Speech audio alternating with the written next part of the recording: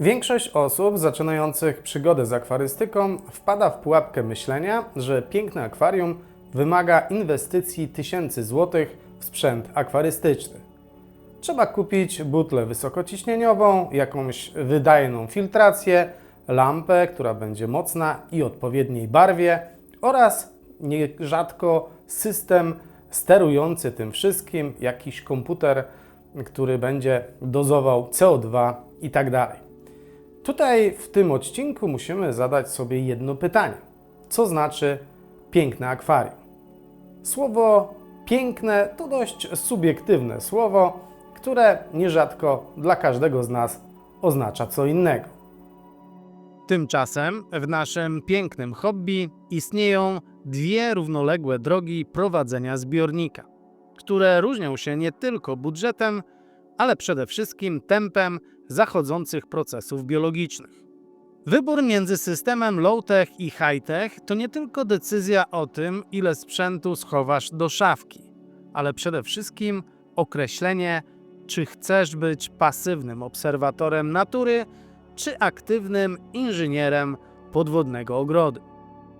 Zrozumienie różnic między tymi dwoma systemami low-tech i high-tech sprawi, że unikniesz frustracji związanych z niewłaściwym doborem technologii do Twojego akwarium lub brakiem czasu na serwis Twojego zbiornika. Krótko mówiąc, wszystko zależy nie tylko od Twojego budżetu, ale też Twojego podejścia do akwarystyki. I właśnie o tym w tym odcinku porozmawiamy. Partnerem kanału jest firma Hobby, wyłączny dystrybutor produktów marki Sera i Fluval. Pozwólcie, że teraz przybliżę Wam filozofię akwarium low-tech, czyli potęgi cierpliwości. Akwarium low-tech opiera się na zasadzie samoregeneracji i minimalnej ingerencji technicznej. Fundamentem jest tu zazwyczaj podłoże aktywnie biologiczne, często oparte na ziemi ogrodowej oraz bardzo duża biomasa roślin wolnorosnących. W takim systemie low-tech nie stosujemy sztucznego podawania dwutlenku węgla, a oświetlenie jest utrzymywane na umiarkowanym poziomie. A niektórzy nawet by powiedzieli, że to jest minimalny poziom. Statystyki pokazują, że stabilność biologiczna w zbiornikach low-tech jest znacznie wyższa, ponieważ procesy nitryfikacji i denitryfikacji zachodzą powoli, dając systemowi czas na adaptację do zmian. Rośliny w takim akwarium, podobnie jak w naturze, pobierają węgiel głównie z procesów rozkładu materii organicznej w podłożu oraz z wymiany gazowej przy tafli wody. Jest to idealne rozwiązanie dla osób, które cenią sobie spokój. Tutaj przycinka roślin odbywa się raz na kilka miesięcy, a błędów w nawożeniu nie ma, dlatego że po prostu nawożenia brak. Dowody naukowe płynące z metodologii Diany Wolstadt potwierdzają, że odpowiednio zbilansowany low-tech potrafi funkcjonować bez podmian wody przez wiele miesięcy, polegając wyłącznie na procesach naturalnego recyklingu pierwiastków. Szczerze mówiąc, ja takiej metody nie polecam, ale za to polecam podmianę wody, ale znacznie rzadziej niż w przypadku high-tech. Musicie ustawić częstotliwość podmian wody drogą prób i błędów, innej możliwości nie ma. Ale w dobrze utrzymanym akwarium low-tech, już dojrzałym, wodę powinno się podmieniać według mnie raz w miesiącu do 30%. Oczywiście co tydzień dolewając wyparowaną wodę. No dobrze, teraz system high-tech, przez wielu uważany za diabła wcielonego. A ja bym powiedział, że to taki system biologiczny na sterydach. Oczywiście zupełnym przeciwieństwem systemu low-tech jest system high-tech, gdzie nasze akwarium staje się wysoce wydajnym reaktorem. Oczywiście nie atomowym, ale biologicznym.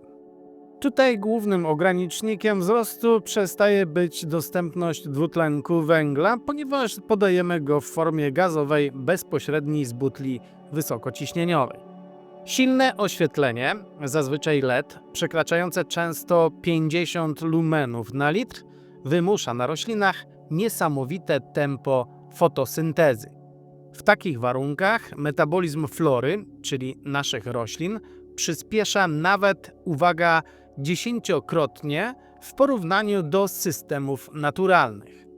No i to wszystko, o czym przed chwilą powiedziałem, wymusza na akwaryście precyzyjne nawożenie, zazwyczaj metodą Estimative Index lub innymi tak zwanymi dedykowanymi systemami nawożenia, np.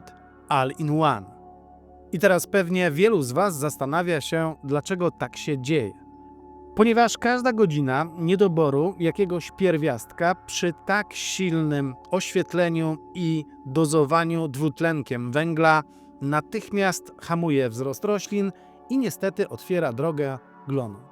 Moje doświadczenia wskazują, że akwarium high-tech wymaga od nas cotygodniowych dużych podmian wody, aby usunąć nadmiary nawozów oraz regularnych przycinek, bo rośliny potrafią niektóre urosnąć w ciągu jednej doby o kilka centymetrów.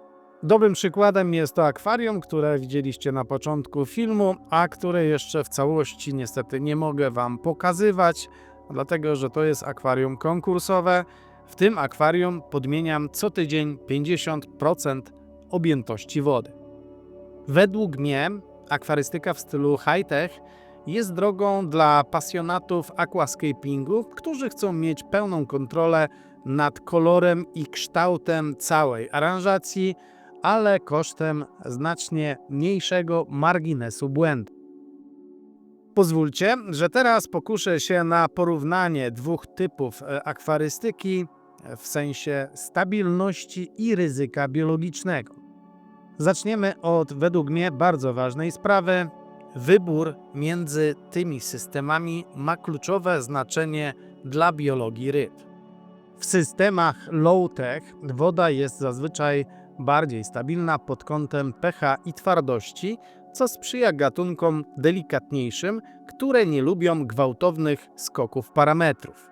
Oczywiście teraz, w tym momencie, wszyscy fani zbiorników high-tech mogą powiedzieć, przecież u mnie żadnych wahań parametrów nie ma, dlatego że używam kontrolera pH. No tak, niby wszystko się zgadza, ale robisz częste i duże podmiany wody, a to musi się odbić na zdrowiu ryb. Dodatkowo duże ilości azotanów i fosforanów na pewno nie sprzyjają zdrowiu niektórych gatunków ryb. Dodajmy do tego też duże stężenia dwutlenku węgla, które w niektórych przypadkach są na granicy wytrzymałości zwierząt akwariowych. Wszystko to prowadzi do tego, że musimy skłonić się do stwierdzenia, że akwarium typu low-tech jest bardziej przyjazne zwierzętom wodnym. Statystyki śnięć ryb w zbiornikach typu holenderskiego często wskazują na błędy w dozowaniu gazu lub awarie zaworów precyzyjnych, co w systemach low-tech jest fizycznie niemożliwe. Jeśli chodzi o zwierzęta wodne, jest pewne ryzyko związane z akwarium low-tech, a mianowicie to, że lejemy wodę prosto z kranu. Niestety woda wodociągowa ma do siebie to, że od czasu do czasu te systemy są dezynfekowane, a przy okazji tego do naszego akwarium może trafić substancja, która sprawi, że nasze ryby po prostu zdechną. Najbezpieczniejszym rozwiązaniem pod względem zdrowia i dobrobytu naszych ryb jest stosowanie wody RO z mineralizatorem. Akwaryści, musicie niestety sami zdecydować, czy wolicie bezpieczeństwo waszych ryb wynikające z prostoty, czy widowiskowość opłaconą ryzykiem śnięcia waszych podopiecznych.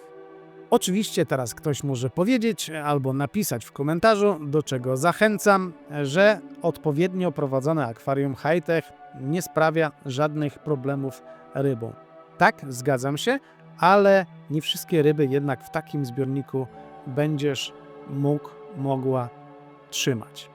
Inna prawda o filtracji mówi jasno. Im więcej światła, im więcej węgla, tym więcej energii, a co za tym idzie, produktów ubocznych, którymi musisz umieć zarządzać. A do tego jest niezbędna, bardzo wydajna filtracja. W akwariach low-tech nie musi być aż tak mocna. Główne przesłanie dzisiejszego odcinka sprowadza się do tego, że żaden z systemów nie jest obiektywnie lepszy. Są one po prostu narzędziami do osiągnięcia innych celów. Low-tech to Twoja prywatna, samoregenerująca się cząstka natury, w której zwierzęta wodne czują się idealnie, która też wybacza Twoje lenistwo i zapominalstwo. Natomiast high-tech to zaawansowane narzędzie do kreowania podwodnych dzieł sztuki, wymagające dyscypliny laboratoryjnej. Sukces w akwarystyce odniesiesz wtedy, gdy dobierzesz system do swojego charakteru, a nie do danej aktualnej mody na YouTubie. No i teraz warto by było powiedzieć o jeszcze jednej bardzo ważnej rzeczy. Zdarza mi się zakładać akwaria u różnych ludzi i powiem Wam, że takie akwarium w stylu low-tech nie za bardzo wygląda w głównym salonie. Ludzie jednak w miejscach reprezentacyjnych wolą umieszczać akwaria piękne, wymuskane w stylu high-tech. Akwaria w stylu low-tech najczęściej trafiają do garaży, które jak w moim przypadku z czasem zyskują bardzo dumną nazwę pokój akwarystyczny lub fish room, ale to tak naprawdę zwykły garaż. To przestrzeń nieco na uboczu, z dala od przypadkowych spojrzeń osób, które mogłyby uznać takie akwarium za zwykłe bajoro. W tym przypadku raczej liczy się dobrostan ryb, funkcjonalność, spokój i swoboda w prowadzeniu takiego zbiornika, a nie konieczność cochwilowego tłumaczenia, dlaczego masz w salonie takie bagno. Dlatego do salonu wszystkim polecam bardziej akwarium w stylu high-tech. Jeżeli masz problemy, jeżeli nie wiesz jak to zrobić, napisz do mnie, z chęcią pomogę Ci stworzyć takie akwarium w Twoim domu. I jak zwykle jestem niezmiernie ciekawy i pazerny na Wasze komentarze. Wolicie spokój i naturalny wygląd low-techu, czy jednak kręci Was technologia i szybkie tempo wzrostu w high-techu? Chętnie przeczytam Wasze doświadczenia z obiema metodami. Oczywiście jak komuś się podobał ten film, to niech zostawi kciuka do góry. Jeżeli nie subskrybuje, niech koniecznie też to zrobi. Dzięki za dzisiaj i zapraszam na kolejny materiał, w którym sprawdzimy kolejne aspekty naszego pięknego hobby. Do usłyszenia.